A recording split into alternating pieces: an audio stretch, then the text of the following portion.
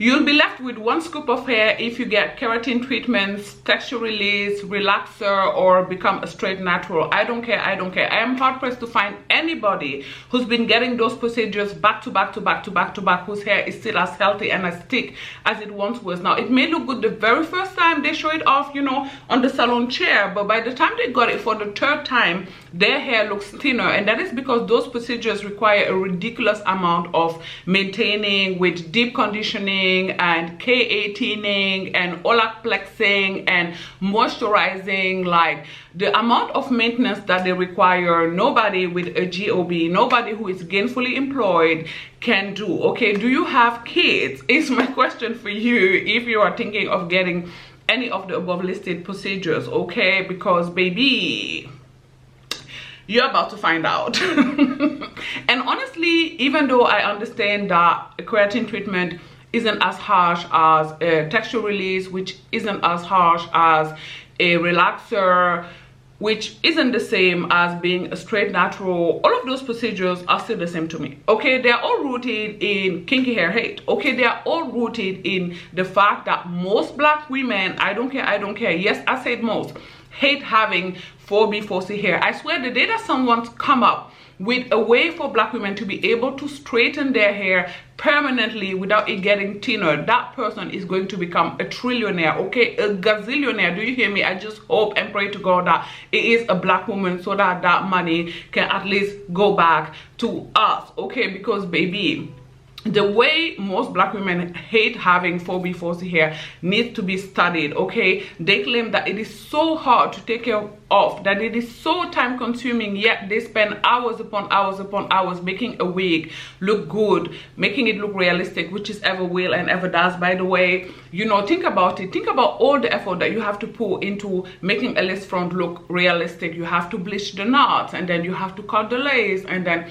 you have to plug it, and then you have to do the baby hair. Like, I can wash, deep condition, moisturize, and control my hair in an hour, okay? There's no way you can do all of that to the wig in that amount of time. So the problem is not how much time or energy needs to be put in 4B, 4C hair. The problem is that y'all don't want to have 4B, 4C hair. Y'all just don't like 4B, 4C hair. That's what it is about. So you look for ways and solutions for your hair to be straight. You look for lies and deflection in order to explain your self-hate. Like, you say stuff like, oh, but white women wear hair extensions too. Well, white women wear hair extensions that matches their hair texture. When is the last time you've seen a white woman walking around with 4B, 4C extensions? Quickly!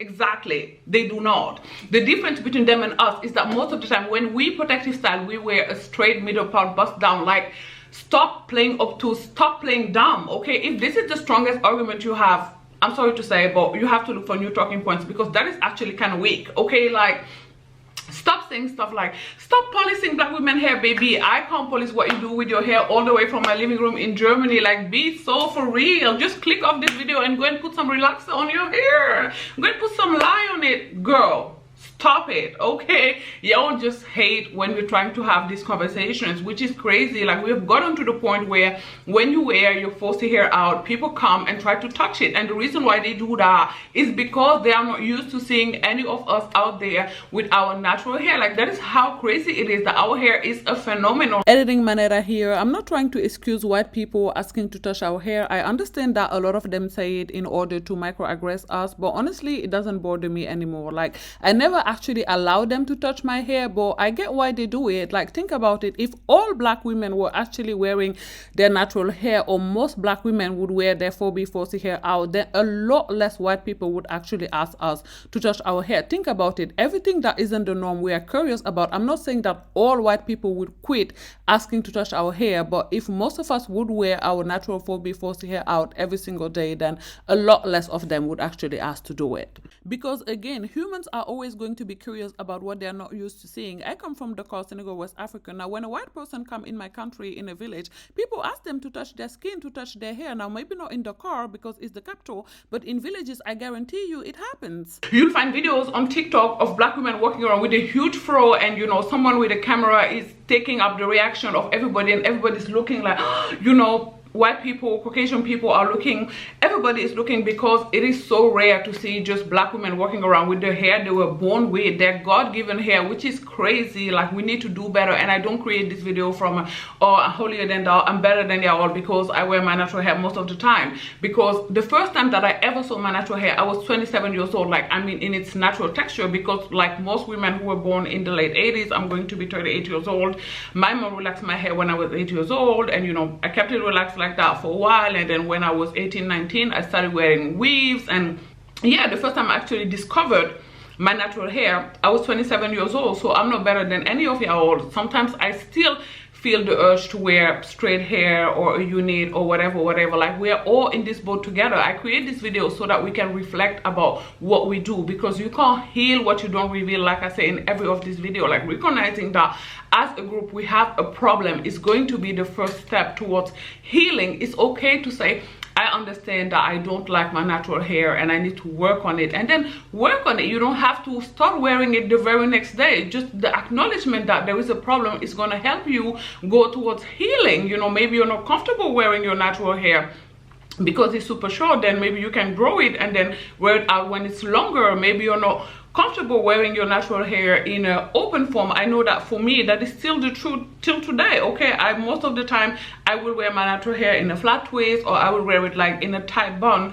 I don't really like wearing it open, so that is something that I have to work on. So we all have something to work on. We all have, in a texturist society, some unlearning to do, but we actually have to get to there. We actually have to get to the deconstructions, to the unlearning. We have to get to the point where we recognize, okay, as a collective there is a problem, and we have to work on collective healing for the next generation. Actually, I do think that the next generation is cooked, maybe for the generation to come, like for our grandkids, because recently a woman went viral on TikTok for saying that 12 years old are showing up to school with a unit on. Like, how sad is that? And that is because that's what they see their mom do, right? Like, we see and then we copy. That's what our kids do. Okay, they don't do what we tell them to do, they do what they see us do. So we have to do this work of healing for the next generations of black women to come, because if your daughter never see you wear your natural hair, then how are you going to teach her to love her natural hair? How are you going to teach her to have esteem in her natural hair? Like, it's just not going to happen. She's just going to copy what you do. Like,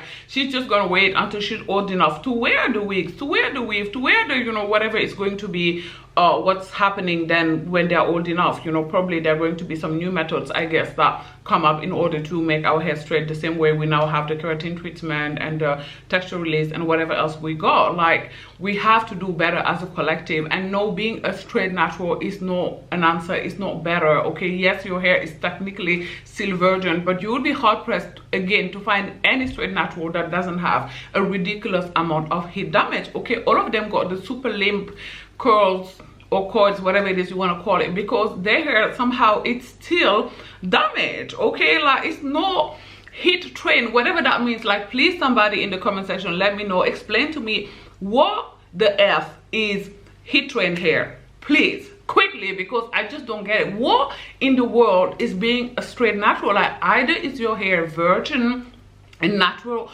or it isn't. Like, sorry, every time that I talk about this stuff I get worked up, I get angry, because it doesn't make sense to me. It doesn't effing make sense to me. Like, make it make sense. So yeah, if you're about to get any of the earlier listed procedure, just know you're about to get super thin hair, which is, I guess, the new trend on TikTok. Everybody's like, oh, my hair's so thin, I just have thin natural hair. No, you don't. Your hair chewed up. Your hair not thin. That's not the same thing. Okay, most of their hair be chewed up because of the braids or whatever else harmful practices they're doing to their hair, and then they're like, I just have natural thin hair. No, you don't. I mean, I understand that some black women naturally have thin hair the same way some Caucasian women naturally have thin hair, and that's why they add the clips in. But a lot of us don't have thin hair. We have chewed up hair. We need to own up to that. Okay, wake up. And lastly, I would say, when black women actually try to wear hair extensions that match their hair texture, y'all see bully them. Like, recently a woman went viral on TikTok for doing a 4C sewing, and a lot of people were in the comment section saying like, this is not what 4C hair look like, this is not what 4C hair look like. Yet the blend was immaculate, clock it. So why is it blending? If it's not 4C hair, why is it blending? If the bundle are not 4C, why is it blending effortlessly with her hair? Quickly, somebody, answers. I'm gonna need answers. Okay, so ponder on all of it in the comment section down below. Let's talk about it without attacking anybody. Again, this is a community where everybody is welcome, whether you wear your natural hair or not, as long as you are conscious about what we are talking about here, as long as you are open to the reflection of why you do what you do, why you wear your hair the way that you do, as long as you understand that hair is political, you are welcome to join the End Squad. So if you enjoyed this video, do not forget to give it a thumbs up in the comment section down below. Like I said before, let me know what you think. Do not forget to subscribe to my channel as well, and I will talk to you girls soon, and very, very soon. Bye guys, thanks for watching. Mwah.